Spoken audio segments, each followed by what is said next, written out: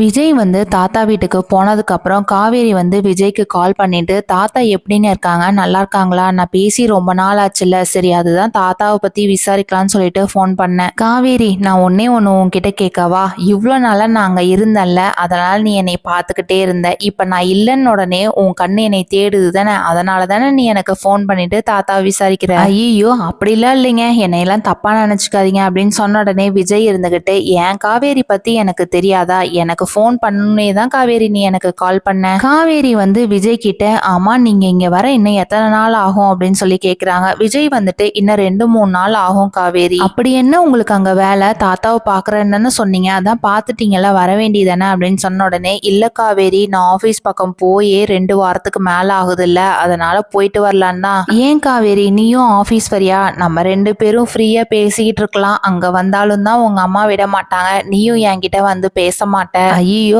அம்மா வந்து கண்டிப்பா விட மாட்டாங்க, அதுவும் நான் உங்களை பார்க்க உங்க ஆபீஸ்க்கே வரேன்னு சொன்னா சுத்தமாவே விட மாட்டாங்க அப்படின்னு சொன்ன உடனே விஜய் இருந்துகிட்டு, காவேரி உன்னோட ஃப்ரெண்டு பார்க்க போறேன்னு பொய் சொல்லிட்டு நீ வந்தனா ஆபீஸ்ல உனக்காக ரூம்லாம் அரேஞ்ச் பண்ணி வச்சிருந்தல, அந்த ரூம் எல்லாம் உனக்கு காமிப்பேன் அப்படின்னு சொன்ன உடனே காவேரி இருந்துகிட்டு, சரி நான் எப்படியோ வரத்துக்கு ட்ரை பண்றேன். காவேரி வந்து சாரதா கிட்ட பொய் சொல்லிட்டு விஜயை பார்க்க வெளியில கிளம்பிடுறாங்க. விஜயும் காவேரியும் வெளியில மீட் பண்ணா நல்லா இருக்கும்னு நினைக்கிறவங்க இந்த வீடியோக்கு மறக்காம ஒரு லைக் போட்டுக்கோங்க.